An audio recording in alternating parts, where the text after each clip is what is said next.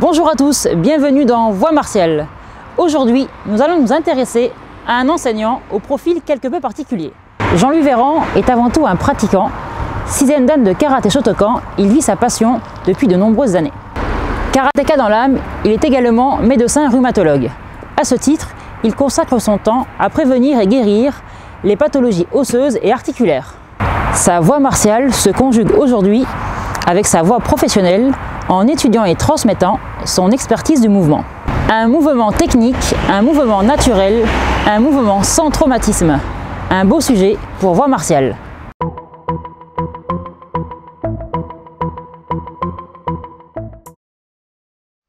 Bonjour Jean-Louis, merci de nous avoir pris rendez-vous rapidement. Peux-tu nous retracer ton parcours de karatéka? Alors mon parcours de karatéka est issu d'une pratique antérieure qui est du judo.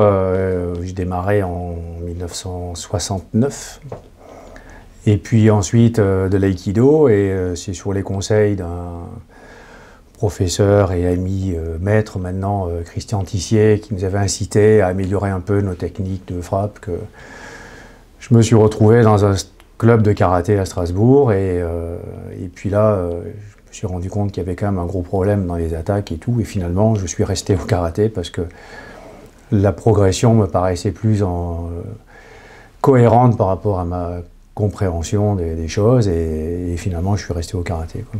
Donc après mon parcours, ça a été, j'ai enlevé la ceinture noire d'aïkido pour mettre une ceinture blanche, et puis suivre le parcours normal. Ça c'était en 81, donc ça fait 40 ans de pratique de karaté, plus avant. Ah, d'accord. Quelle ceinture? Donc 6e dan à la fédération. Un petit mot sur ta profession, ta spécialité? Donc je suis médecin, rhumatologue, donc de par ma pratique sportive, j'ai toujours été attiré par l'appareil locomoteur.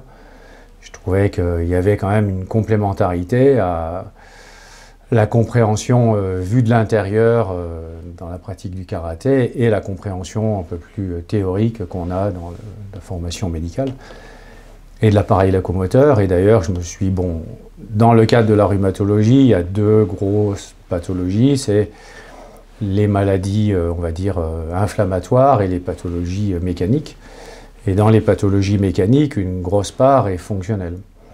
Fonctionnelle, c'est-à-dire liée à la fonction des articulations. Et donc je me suis beaucoup intéressé à l'anatomie fonctionnelle.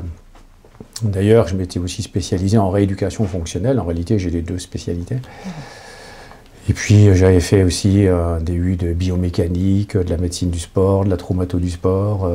Je suis allé pas mal à Paris pour toutes ces choses-là, de Strasbourg. Et donc voilà, c'est quelque chose qui m'a toujours passionné, et j'ai toujours trouvé intéressant dans la pratique de l'un et de l'autre de comprendre. Je crois qu'il y a toujours une complémentarité permanente entre les deux activités, quoi. Alors, début octobre 2020, tu as proposé une formation aux professeurs du département sur l'approche médicale du karaté. Comment en es-tu venu à conjuguer tes connaissances médicales avec ton enseignement? Ça a découlé de source.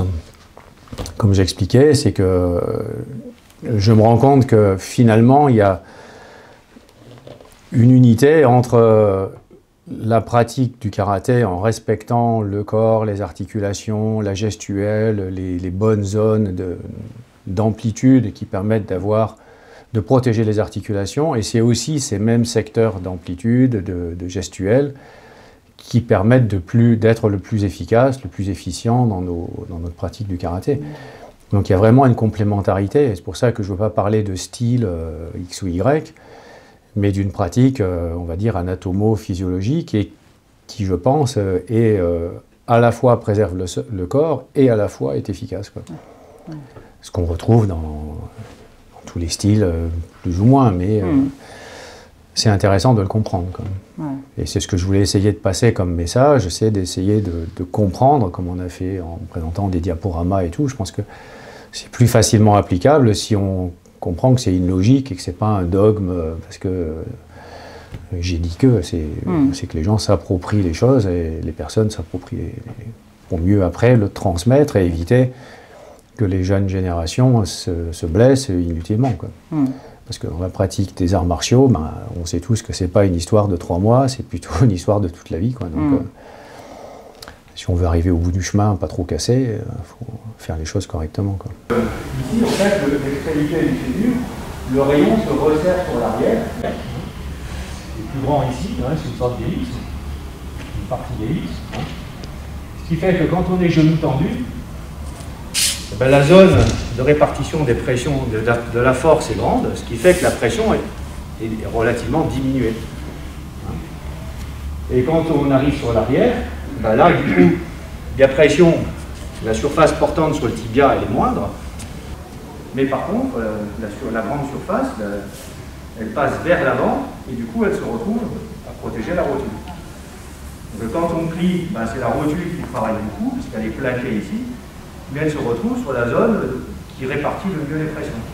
Et quand on est debout, eh ben c'est en face du tibia. Alors comment concilier le respect d'une pratique traditionnelle avec l'avancée de la médecine? La pratique traditionnelle, les formes de base dans la pratique traditionnelle sont très cohérentes. Les gens à l'époque, sans avoir nos connaissances hyper pointues maintenant, mais d'ailleurs plus hyper pointues en immunologie, en biochimie, en biologie, qu'en anatomie. Je pense que les personnes à l'époque, intuitivement, avaient compris des choses à des niveaux vraiment élevés et que nous, on essaye de rejoindre dans notre pratique. Est-ce qu'il y a des règles de base à retenir pour nos postures et techniques? Alors les règles de base, c'est que le point clé, c'est la verticale. On tient debout, on est à la verticale et les articulations se sont construites comme ça au fil des millénaires pour avoir une bonne verticale. Et donc, il faut essayer de respecter ça. Et c'est quand on garde cette verticale que le corps bouge le mieux. Alors, c'est sûr que debout, pieds joints, ben, vertical, c'est assez facile. Encore que, comme je disais, moi, je vois des personnes toute la journée qui ne le respectent pas, ça. Et dans nos postures, ben, comme on prend des postures inhabituelles pour le corps, des Zenkutsu, des Kibadashi, néanmoins, telles qu'on nous l'a transmis et les anciens nous l'ont transmis, ces postures, quand elles sont bien réalisées, ça reste dans le fonctionnement du corps et on peut très bien avoir les jambes dans des positions, je dirais, bizarres, un Zenkutsu, un truc, c'est pas quelque chose de très naturel, mais si on est bien positionné, le bassin reste à l'horizontale, le buste à la verticale et il n'y a pas de contrainte au niveau de la colonne, donc il n'y a pas de raison de se faire mal. Pareil pour les épaules, si on fait selon comment on positionne l'épaule, c'est plus la coiffe des rotateurs qui vient coincer sous le rebord de l'omoplate, l'acromion, ou on le maintient avec les dorsaux et du coup le mouvement se fait avec tout le corps et donc on protège d'une part la coiffe et d'autre part on a plus de puissance. Donc en fait c'est une unité, le corps c'est pas l'épaule d'un côté, la hanche de l'autre, le genou à droite, c'est ça qui est important, c'est de faire une unité, le corps, le mental et que tout aille ensemble.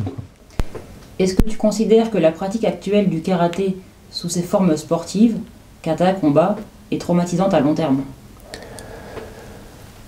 Alors de ce que j'en ai vu, il y a des positions qui moi me heurtent. Et là, pour le coup, d'ailleurs, ça a été une des raisons pour lesquelles, en voyant des entraînements et puis surtout des vidéos maintenant sur Internet, il y a des tas de choses qui circulent. Il y a des fois des postures, en particulier au niveau lombaire ou au niveau des genoux, où je me dis, c'est pas possible. Le jeune, là, il va s'abîmer le dos en particulier, dans des gyakutsuki où il y a une torsion extrême, là. Au niveau de la hanche qui part d'un côté, l'épaule de l'autre côté, en étant cambré, il y a une pression monstrueuse sur les petites articulations en bas de la colonne, puisque j'ai un bout de colonne.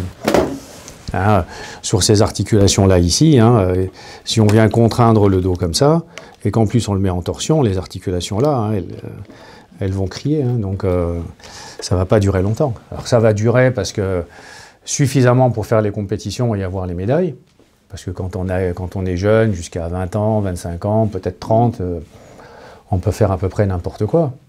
Mais après, bonjour l'addition. Hein. Et je pense qu'on peut avoir le même résultat esthétique, d'efficience, d'explosivité dans des postures qui sont justes. Donc ça, si on pouvait le corriger, ça permettrait que les jeunes après, ils pourront le retransmettre encore mieux, quoi. Si les formes ne sont pas bien, c'est comme si on avait un costume mal repassé, on n'est pas à l'aise dans son corps, les gestuelles n'est pas bonne. Quand la gestuelle est bonne, tout passe bien, quoi. Et on se fait pas mal. Du coup, c'est agréable à l'intérieur, quoi. Alors, regardez ma jambe arrière. J'essaye de la garder dans l'axe. Hein. Si d'ici je pars là, ça va être compliqué.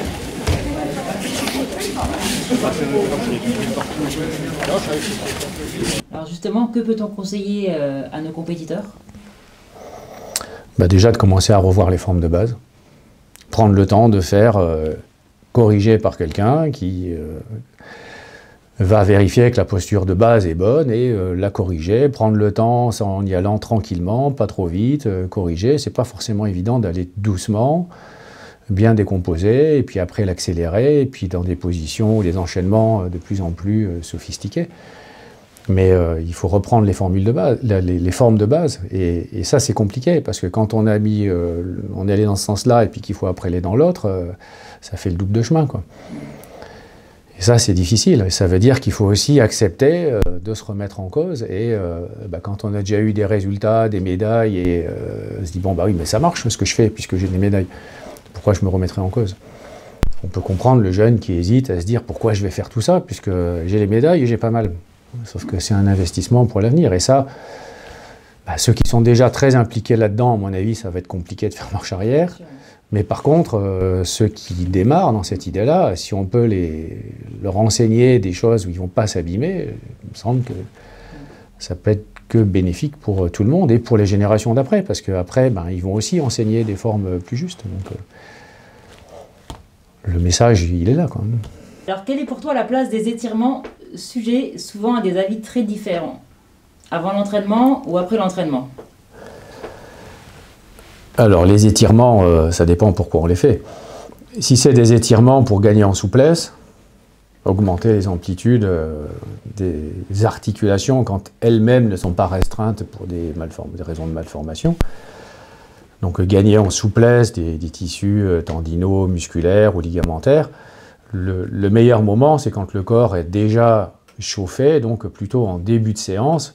Chauffé, c'est-à-dire quand on commence à être un peu moite, on a fait monter en température. Quand on dit on s'échauffe, c'est une réalité. La température n'est plus à 37. Si on prend la température, on est à 38, 38,5. C'est pour ça qu'on transpire. Mais quand on transpire, la viscoélasticité des tissus s'améliore et on gagne déjà naturellement en souplesse.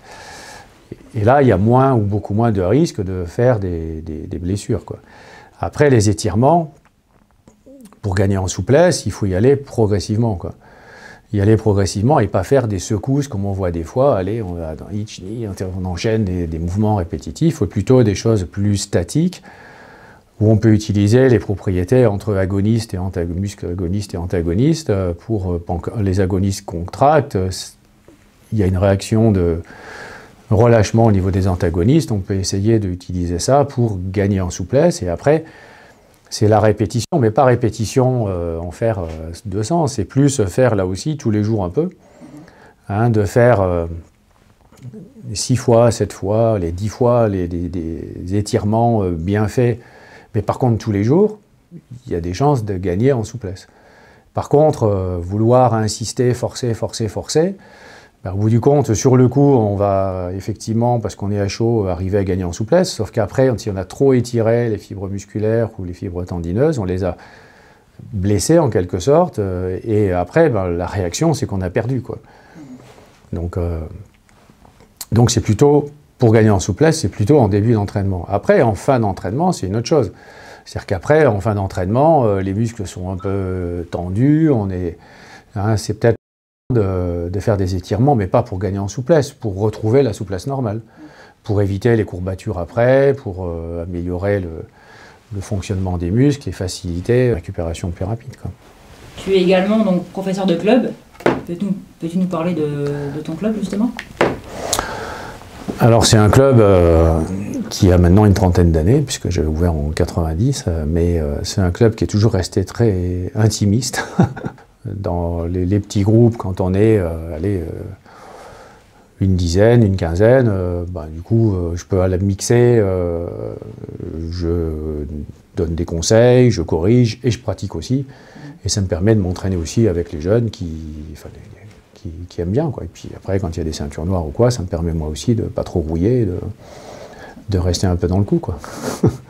Alors justement, pour rebondir à ça, il y a des clubs compétiteurs, des clubs traditionnels ou encore des clubs de self-défense. Ton enseignement, il se situe où? Il se situe à, comment je dirais, 10% la compète. Et le reste, pour moi, la self-défense, c'est pas une pratique à part, quoi. Après, si on considère la self-défense comme des trucs et des astuces, c'est-à-dire, on me tient là, je te fais ci, je te tiens là, tu me fais ça, il m'attaque là, je bloque, je fais ça. C'est des enchaînements, mais je crains que ce soit un peu un leurre, sauf à le faire beaucoup. Ce qui me semble le plus important en termes de self-défense, c'est pas perdre son sang-froid, arriver à gérer, pas s'énerver, calmer l'autre, tout faire pour qu'il n'y ait pas de combat. Et le plus important, c'est ça, c'est d'arriver absolument à éviter le combat, quoi. Et ça va plus être comment on est dans son corps, comment on est dans sa tête. Donc ton club, du coup, les objectifs de ton club? C'est que les gens se sentent bien dans leur peau. C'est déjà pas mal. Dernière question. Si tu pouvais nous définir ton club en 3 mots. C'est pas facile. En 3 mots, une bonne ambiance. Bon, ça fait déjà 3 mots. L'ambiance. Côté martial et la tradition. Ouais. Martial au sens où, quand on fait des comités, on fait des comités, quoi. Des fois, on se met un peu... c'est des fois un peu chaud. Ça arrive qu'on se prenne des coups, quoi.